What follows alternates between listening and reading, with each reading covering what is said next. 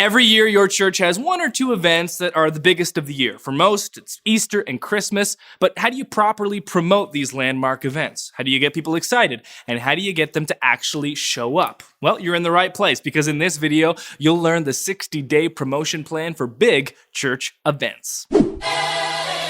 Well, hey there, and welcome to Pro Church Tools, the show where in 10 minutes or less, you're going to get a dose of tips and tactics to help your church share the message of Jesus while we navigate the biggest communication shift in 500 years. I'm your host, Alex Mills, joined as always by the boss man, Brady Shearer. This video and podcast, Alex, is being published on March 1st of 2019, which means we are about 55 days away from Easter Sunday. Yeah. Something about that. Around there. Which is perfect for our 60-day promotion plan for big church events.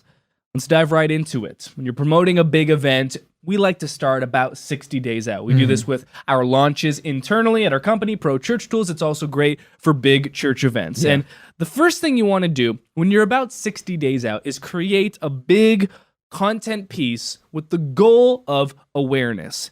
And before you create this content piece, you also have to answer the question of, what do we want to accomplish with this big event? Right, what's our goal?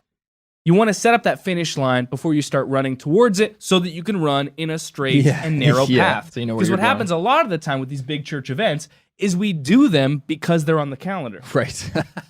And that's not a bad thing, but we also want to look at our church's mission statement, look at what we're trying to do as a church and say, okay, how can we use this big event that's on the calendar every year, which is great, and how are we going to use that to help people love God, love others, and make disciples? Right, so in this case, it's Easter, right? And Easter is on the calendar, and if your church is anything like mine, you'll celebrate Easter every year because it's on the calendar. But yeah, just a little more intention, like, yes, we're going to celebrate Easter this year, but how are we going to do it?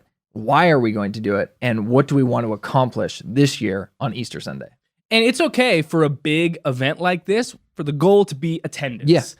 That shouldn't be the thing you're tracking week over week because it's kind of a hollow metric, an indirect metric. But for a single big church event that has a ton of community outreach, attendance could be the goal. We're going to use that goal as our example for our Raised to Life Easter experience, which is going to be the hypothetical event that we're using as an example throughout this 60-day promotion plan. Raised to Life. The theme is quite self-explanatory. Jesus on Easter Sunday, raised to life along with us. We are raised to life with Christ as we begin a new life with Jesus. I once was blind, but now I see. A universal theme in the Christian faith. That's going to be the name of our Easter experience. So 60 days. Is it a baptism service?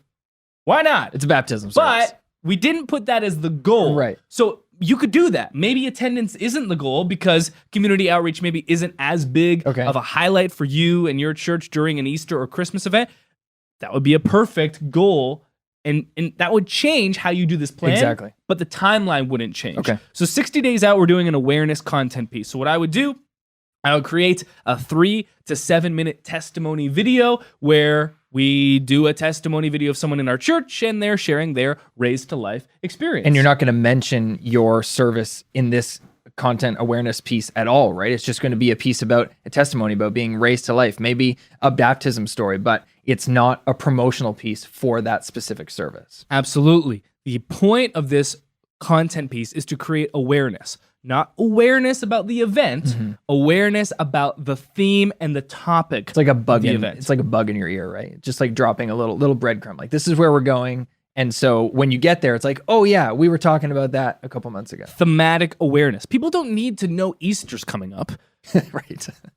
That's not anything that matters to them. But thematic awareness here is the key. And this is what we would do. We would run this in our service twice in the 30 days between that 30 and 60-day window. Okay. So on day 60, we'd run it in service. 2 weeks later, we'd also run it in service. We know that people don't always come to church. We want to give them 2 times. Maybe you see the same story twice. If you did it well, that shouldn't matter. Right. We're also going to create a slide that promotes the video and put it in our pre-roll in service. So, before people, as people are entering into the auditorium, entering into the church, before the service actually begins, you've got Pro Presenter running some slides. We'd have a big slide with a still frame from the video and a big call to action text that reads, hey, watch Luann's story, Raised to Life, at our website, Life Abundant.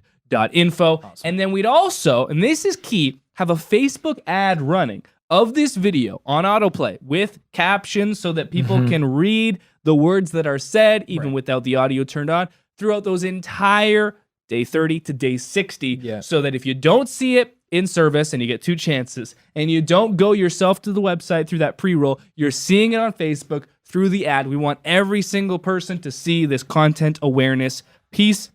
And then also 60 days out, we're going to make sure that we set up our registration page and follow-up sequence, because remember, our goal is attendance. So we're going to set up a specific page, much like a plan a visit page, but specific to this Raised to Life Easter event. If you're using the website builder that we've created like Nucleus, you can create a card specifically for this with a registration button and a follow-up sequence linked into your email autoresponder. Make sure that's all set up. It's not going to be really used in day 30 to 60, but it will become more important as we move into 30 days out. Yeah, and that way, when you have that time in days between days 60 and 30, you can make that page, make sure it's ready to go. So then when it's time to push it live and actually start using it, you know that it's done and ready. 2 months out, it's all about this content awareness piece. 1 month out, we move to every single vertical in the church, and then we're going to use a simple formula, story plus call to action. This is our 2-part church announcements formula. We'll have that entire sequence and strategy linked in the show notes for this episode. It's incredibly detailed, but all you need to know right now is that the 2-part church announcements formula is story plus a single call to action. It works great for stage announcements, but it also works great for social media posts, for emails, for the website registration page that you set up. It works great for the bulletin. It works great for any single time you're communicating story plus single call to action.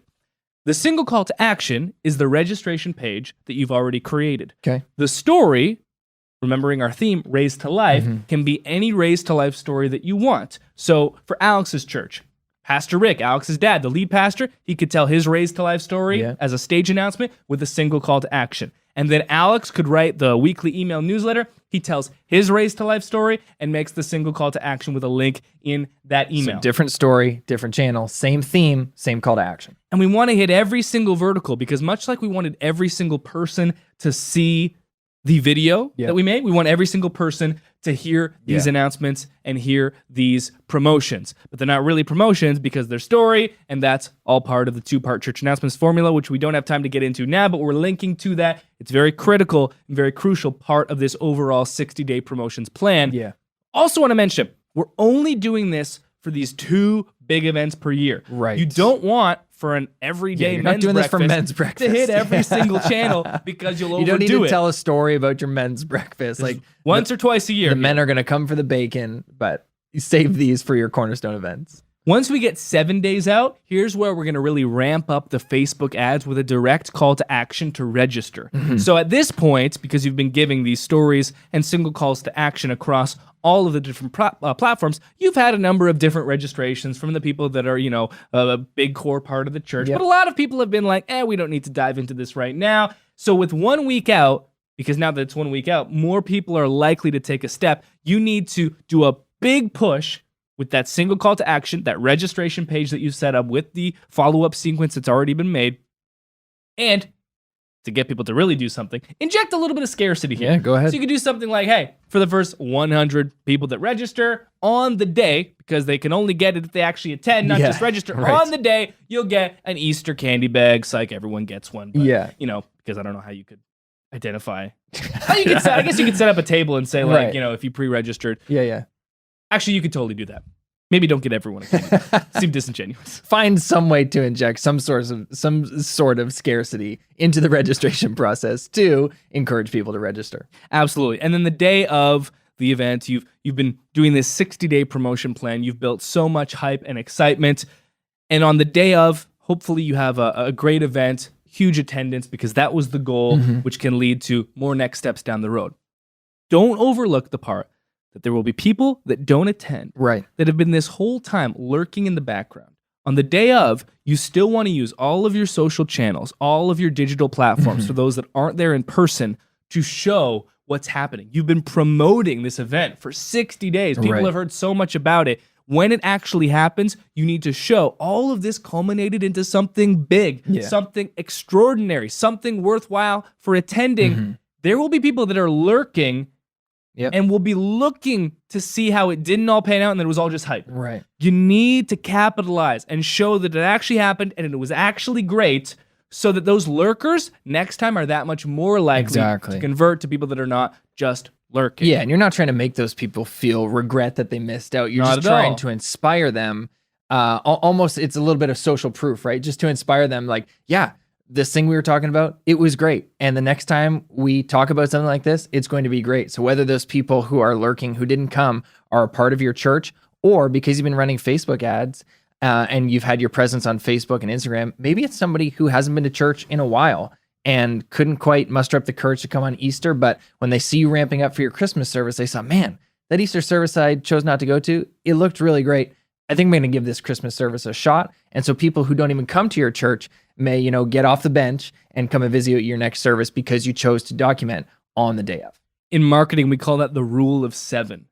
People don't convert on that first touch point. Right. Sometimes it takes up to 7. In fact, it usually on average takes 7 different interactions with your church and an individual. So make sure you're capitalizing on that. That's the 60-day promotion plan for big church events. And that'll do it for this episode of Pro Church Tools. We'll see you next time.